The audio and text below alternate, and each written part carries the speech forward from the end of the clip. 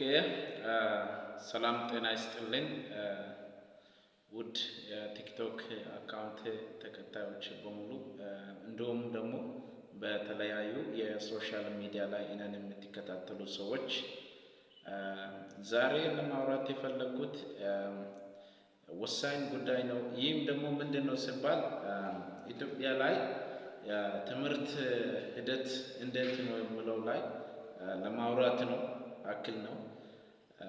እንዴት ነው የኢትዮጵያ ትምህርት ሚኒስቴር ሂደት እንዴት ነው? በተለይ ስፔሲፊካሊ ወደ ላይ ወደ ሃየር ኤዱኬሽን ሲስተም ወርዶም ደግሞ ወደ ታች ለወር ግሬድ ላይ ያለው የትምህርት አሰጣጥ ሂደት እንዴት ነው? እባካችሁ የትምህርትን የምትናፍቁና ትምህርት ህይወትን ይቀይራል ብላችሁ የምታስቡ ሰዎች ይሄን መልእክት ለትምህርት ሚኒስቴር ቢሮ እንድታደርሱ በጥብቅ አሳስባለሁ።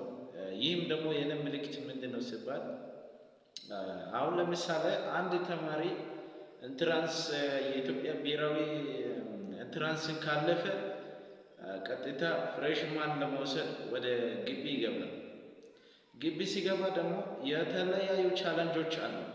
እነዛ ቻሌንጆች ምንድነው ሲባል ቻሌንጁ አንዱ ለምሳሌ እኔ አሁን ናቹራል ተማሪ ነኝ።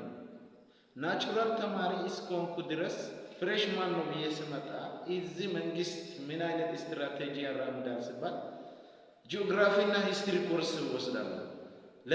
ለምን እባካችሁ የትምህርት ሚኒስቴር የሆናችሁ ሰዎች ይሄን አካዳሚክስ ቀይራችሁ ሌላ ፕሮፖዛል ቅረጹ እባካችሁ።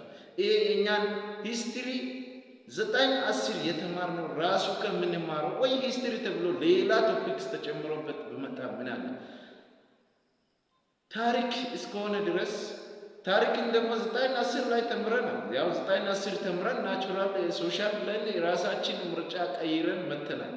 እዚህ ደግሞ አዲሽናሊ ጂኦግራፊ ኦፍ ኢትዮጵያ እንደዚህ ሆርን ተብሎ የተለያዩ በቃ ኢትዮጵያ ውስጥ ያለው ጂኦግራፊካል ኤሪያ ይወራል። ለምን ስለዚህ ተማሪው በዚህ ትምህርቱ ብቁ ይሆናል ወይ?